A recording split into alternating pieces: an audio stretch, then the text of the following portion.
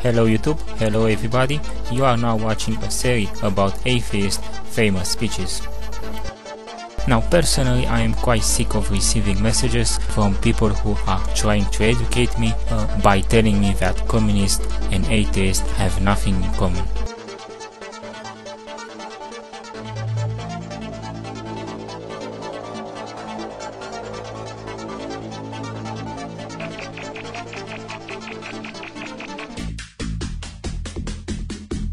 Now I'm going to ask you to search on Google for the Union of Belligerent Atheists or for the League of Militant Godless. Or for anti-religious Soviet posters, for example this one is showing an old lady that is dragging a kid to church when the kid wants to go to the school.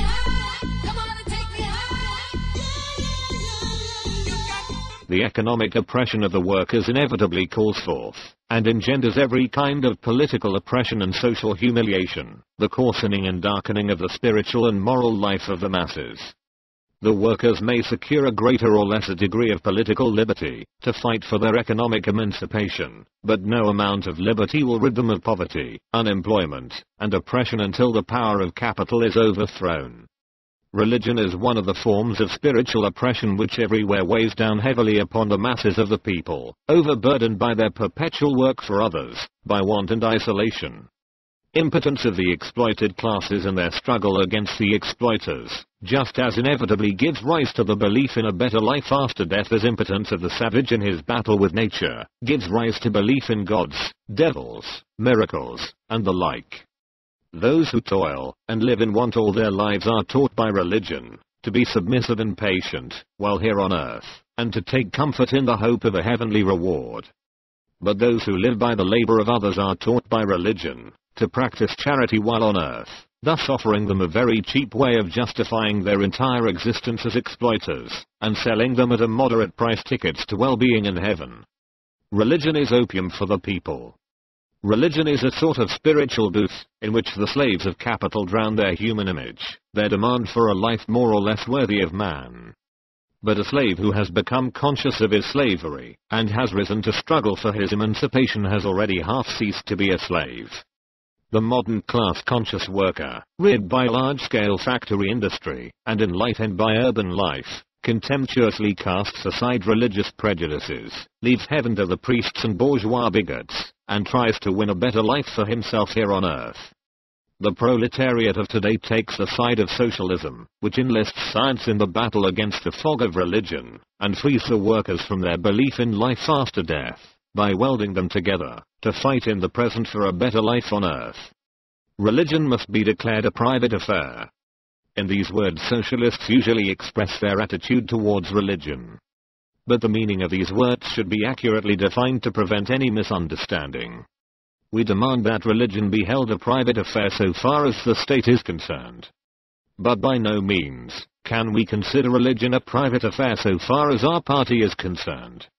Religion must be of no concern to the state, and religious societies must have no connection with governmental authority. Everyone must be absolutely free to profess any religion he pleases, or no religion whatever, that is, to be an atheist, which every socialist is, as a rule. Discrimination among citizens on account of their religious convictions is wholly intolerable. Even the bare mention of a citizen's religion in official documents should unquestionably be eliminated. No subsidies should be granted to the established church, nor state allowances made to ecclesiastical and religious societies. These should become absolutely free associations of like-minded citizens, associations independent of the state. Only the complete fulfillment of these demands can put an end to the shameful and accursed past, when the church lived in feudal dependence on the state, and Russian citizens lived in feudal dependence on the established church, when medieval, inquisitorial laws to this day remaining in our criminal codes, and on our statute books, were in existence and were applied, persecuting men for their belief or disbelief, violating men's consciences, and linking cozy government jobs and government-derived incomes with the dispensation of this, or that dope by the established church.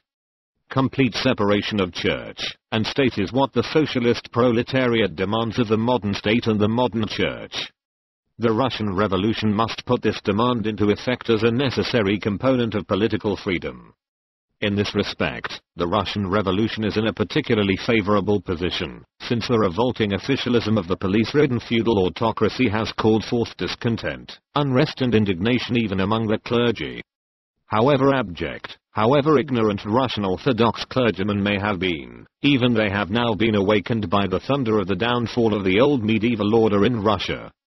Even they are joining in the demand for freedom, are protesting against bureaucratic practices and officialism, against the spying for the police imposed on the servants of God. We socialists must lend this movement our support, carrying the demands of honest and sincere members of the clergy to their conclusion, making them stick to their word about freedom, demanding that they should resolutely break all ties between religion and the police. Either you are sincere, in which case you must stand for the complete separation of church and state and of school and church, for religion to be declared holy and absolutely a private affair, or you do not accept these consistent demands for freedom, in which case you evidently are still held captive by the traditions of the Inquisition, in which case you evidently still cling to your cozy government jobs and government-derived incomes, in which case you evidently do not believe in the spiritual power of your weapon, and continue to take bribes from the state. And in that case the class-conscious workers of Russia declare merciless war on you. So far as the party of the socialist proletariat is concerned, religion is not a private affair. Our party is an association of class-conscious, advanced fighters for the emancipation of the working class. Such an association cannot and must not be indifferent to lack of class consciousness, ignorance, or obscurantism in the shape of religious beliefs. We demand complete disestablishment of the church so as to be able to combat the religious fog with purely ideological and solely ideological weapons, by means of our press, and by word of mouth. But we founded our association, the Russian Social Democratic Labor Party, precisely for such a struggle against every religious bamboozling of the workers. And to us the ideological struggle is not a private affair, but the affair of the whole party, of the whole proletariat. If that is so, why do we not declare in our program that we are atheists? Why do we not forbid Christians and other believers in God to join our party? The answer to this question will serve to explain the very important difference in the way the question of religion is presented by the bourgeois Democrats and the Social Democrats.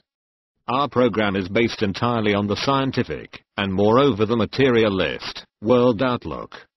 An explanation of our program, therefore, necessarily includes an explanation of the true historical and economic roots of the religious fog. Our propaganda necessarily includes the propaganda of atheism, the publication of the appropriate scientific literature, which the autocratic feudal government has hitherto strictly forbidden and persecuted, must now form one of the fields of our party work. We shall now probably have to follow the advice Engels once gave to the German socialists to translate and widely disseminate the literature of the 18th century French enlighteners and atheists. 1. But under no circumstances ought we to fall into the error of posing the religious question in an abstract idealistic fashion, as an intellectual question unconnected with the class struggle, as is not infrequently done by the radical Democrats from among the bourgeoisie. It would be stupid to think that, in a society based on the endless oppression and coarsening of the worker masses, religious prejudices could be dispelled by purely propaganda methods. It would be bourgeois narrow-mindedness to forget that the yoke of religion that weighs upon mankind is merely a product and reflection of the economic yoke within society. No number of pamphlets, and no amount of preaching, can enlighten the proletariat, if it is not enlightened by its own struggle against the dark forces of capitalism. Unity in this really revolutionary struggle of the oppressed class for the creation of a paradise on earth, is more important to us than unity of proletarian opinion on paradise in heaven. That is a reason why we do not, and should not set forth our atheism in our program. That is why we do not, and should not prohibit proletarians who still retain vestiges of their old prejudices from associating themselves with our party. We shall always preach the scientific world outlook, and it is essential for us to combat the inconsistency of various Christians.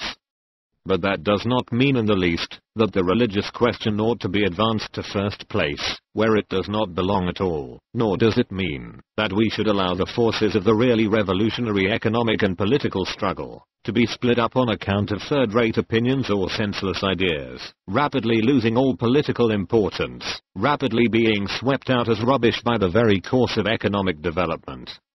Everywhere the reactionary bourgeoisie has concerned itself, and is now beginning to concern itself in Russia, with the fomenting of religious strife in order thereby to divert the attention of the masses from the really important and fundamental economic and political problems, now being solved in practice by the all-Russian proletariat uniting in revolutionary struggle.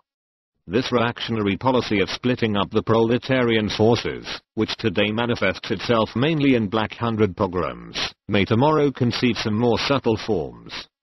We, at any rate, shall oppose it by calmly, consistently, and patiently preaching proletarian solidarity and the scientific world outlook, a preaching alien to any stirring up of secondary differences.